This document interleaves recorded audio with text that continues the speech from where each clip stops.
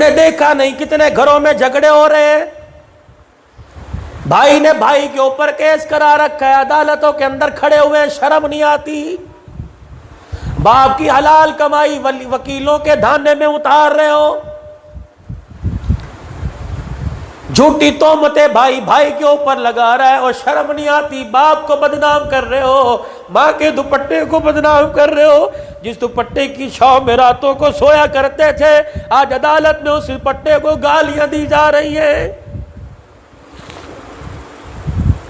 क्या मिला? फाड़ दिलों में पड़ गए, मकान में दीवारें खड़ी हो गई, एक दूसरे का चेहरा देखने को तैयार कोई नहीं। बरादरी मनाने आई, कहते मर जावांगा पराधा मुंह नहीं देखना। लानत ऐसी कमाई पर, लानत ऐसे बंटवारे पर, लानत ऐसी जमीन पर। और जमील भाई को भाई से जुदा कर दे, खुदाए पाक की कसम उसे अपने घर के कोने में जगह न दो। आने वाले वक्त में ये जमीन औलाद के तमाचे बाप के मुंह पे मरवाएगी। खुदा के वास्ते हाथ जोड़ के जा रहा हूं, प्यार मोहब्बत के फूल फैलाओ, प्यार मोहब्बत के फूल बखेरो, नफरतों की आग बुझा दो। 4 मरले उससे ज्यादा चले गए, 4 इसे कम मिल गए, क्या बना? ओ लोगों, कब्र के 4 फुट नीचे जमीन के अंदर तो जगह सबको बराबर मिलेगी। किसी को 5 फुट मिली, किसी को 6 फुट मिली। इस बड़े मकान का क्या करना? ओ लोगों, कब्र में सख्त जगह मिले, थोड़ी जगह मिले, छोटी झोपड़ी में रह, अपने भाई को ज्यादा दे दे। कसम उठा के कहता हूं, अल्लाह तुझे मकान से बड़ी राहत वाली कब्र अता फरमाएगा।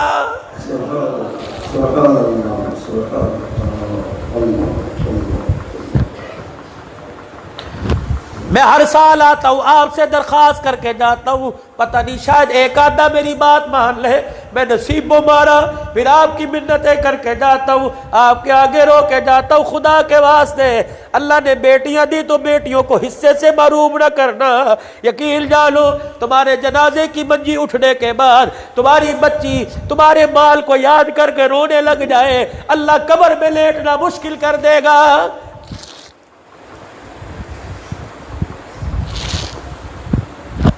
जब अल्लाह ने बच्चियों का हिस्सा रखा तो मैं आप छीनने वाले कौन होते? और कुरान की बात कर रहा हूं, पूरी जायदाद में से 2 हिस्से बेटे को दो, 1 हिस्सा बेटी को दो। तुम क्यों नहीं देते? बेटियों को ना देने से तुम्हें क्या मिलता है? मैं ईमानदारी से बतलाऊं, तुम मर के देख लो, तुम्हें बेटे इतने याद नहीं करेंगे जितनी बेटियां याद करेंगी। अपने खाविद से कहेगी मुझे 500 रुपया दे दे, मैंने गर्मी का जोड़ा नहीं बनाना, मैंने अब्बे का खत्म दिलवाना है। वो कहता है तेरे बाप ने तुझे कुछ दिया, का उसका मामला उसके साथ है, लेकिन तू मेरे बाप को कुछ ना कहे। मैं, मेरा बाप मुझे रातों को याद आता है, रातों को मेरे बाप की याद मुझे सोने नहीं देती। और खुदा के वास्ते लोगों, बच्चियों को हिस्सा दो। रब्बे कायनात की कसम है, तुम बच्चियों को हिस्सा ना दे के अपने घर के दरवाजे उनके लिए बंद करके चले जाते हो। आने वाले वक्तों में अगर जवान में माल की गुरूरी आ गई, जमीन के बंटवारे की गुरूरी आ गई, तो सगा भाई बहन को बाप के दरवाजे पर बर्दाश्त नहीं करता है।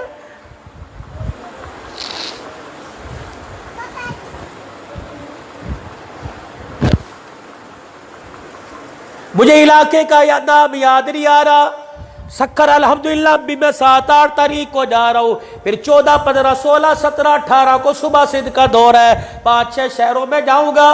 मैं बाकायदा तस्दीक करने के लिए उस इलाके के करीब गया, वहाँ के उलमा से मैंने तस्दीक की। गोटकी के करीब इलाका है और तुम नेट पे देखते आते हो। एक आदमी के 25 मुरब्बे थे, 5 बेटे और 1 बेटी, उसने 5-5 मुरब्बे सब में दे दिए। बेटी बैठी थी, अल्लाहु अकबर, 25 मुरब्बों में से बेटी को कुछ ना दिया।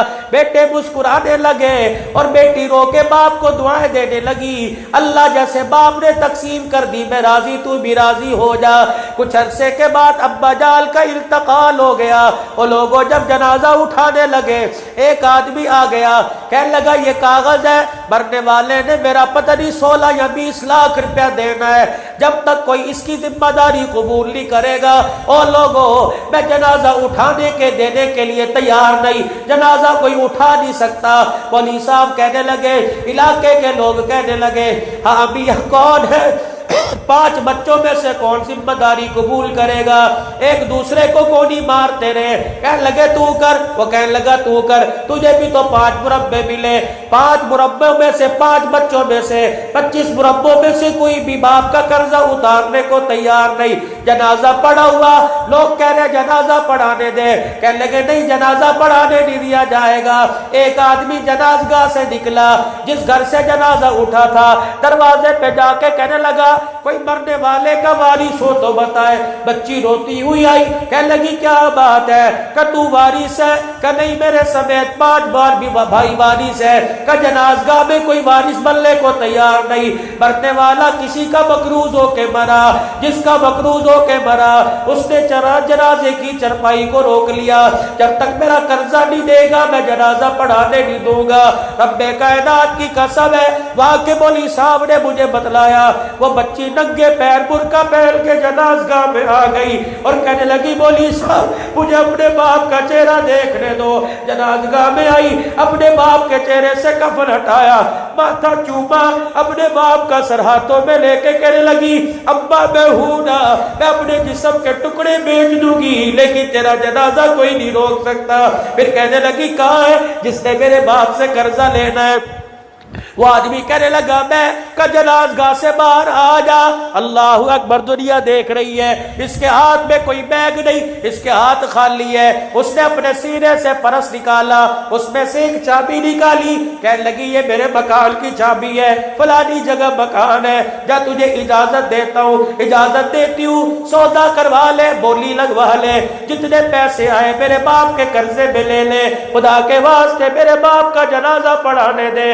कर्जा लेने वाला धाड़े मार मार के रोने लग गया, कहने लगा अल्लाह की कसम मैंने कर्जा लेना नहीं बल्कि कर्जा देना है।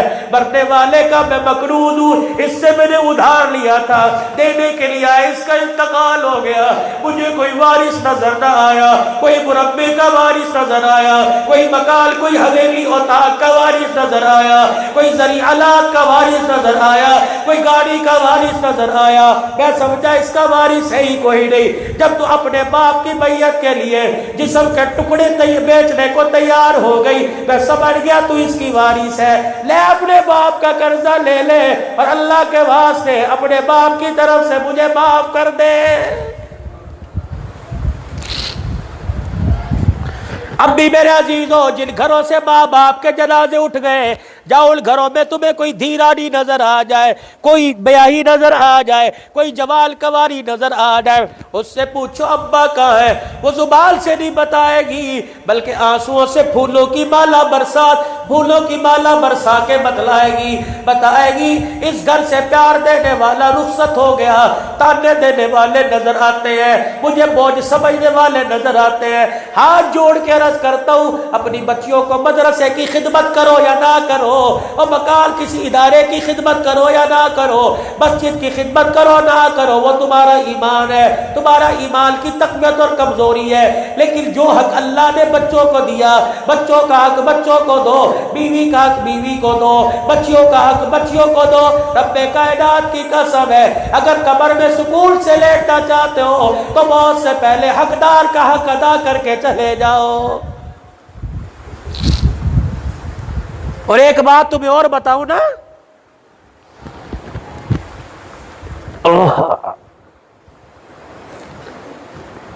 जनाजगाह में जनाजा पढ़ने के बाद ऐलान होता है ना जी, मरने वाले दी कुल खानी कल सुबह 8 बजे मस्जिद जो होगी, फिर वो देगे धड़ाधड़ पक रही है, कुल खानी करो, रज के करो।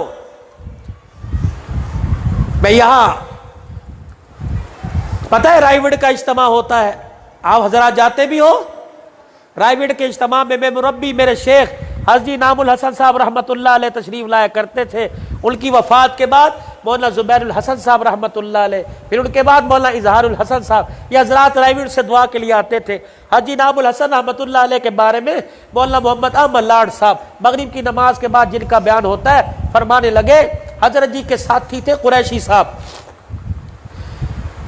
मौलाना मोहम्मद यूसुफ साहब, हाजी नामुल हसन साहब रहमतुल्लाह अलैह और हजरत कुरैशी साहब, ये तीन इतने करीबी दोस्त थे, मौत तक की पहचान ही ना सके, सगे भाई हैं, दोस्त हैं। हज का सफर था, बरास्ता पाकिस्तान, कराची से बहरी जहाज में जाना था। हजरत कुरैशी साहब का इंतकाल हो चुका। मौलाना यूसुफ साहब, मौलाना अहमद साहब और मौलाना इनामुल हसन साहब फरमाने लगे हज के सफर पर चले तो हजरत कुरैशी का मकान रास्ते में आया। हजरत कुरैशी के मकान में ठहरे, दिन के वक़्त गए, दस्तरखान लगा। हाजी इनामुल हसन रहमतुल्लाह अलैह ने न पानी पिया, न रोटी खाई, न शाम की चाय पी, न रात का खाना खाया, न रात को दूध पिया, न सुबह तहज्जुद के वक़्त कहवा पिया, न सुबह नाश्ता किया। 24 घंटे गुजर गए, हजरत जी ने अपने हलक में पानी का घूंट न उतारा।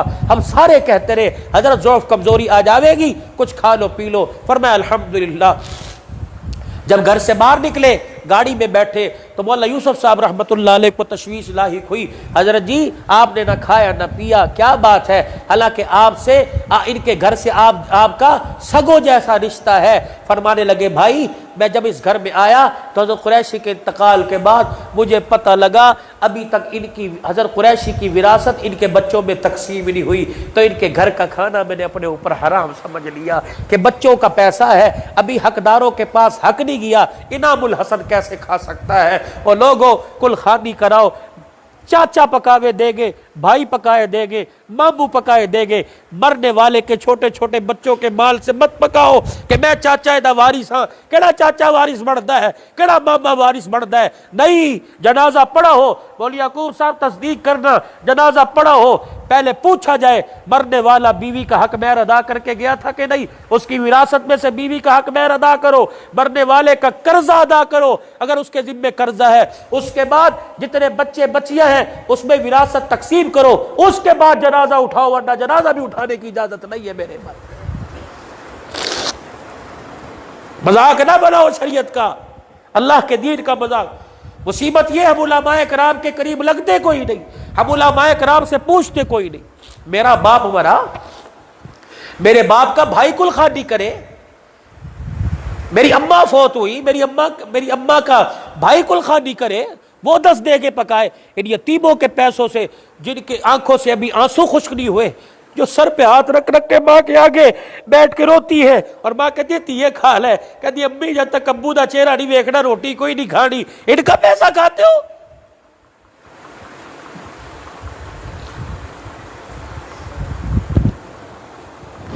खुदा पाक की कसम, कारी शबीर साहब से नंबर ले लेना, अगर यह गलत मसला बयान करके जाऊं, आइंदा मुझे अपने गांव में घुसने ना देना।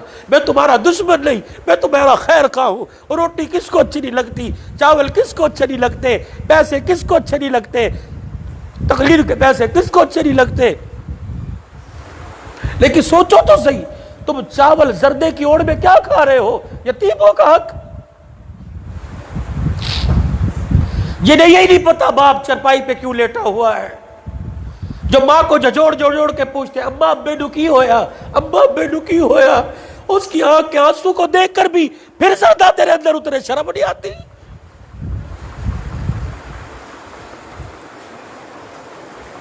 बस मेरे अंदर हिम्मत नहीं, मैंने कल जुमा पढ़ाना है।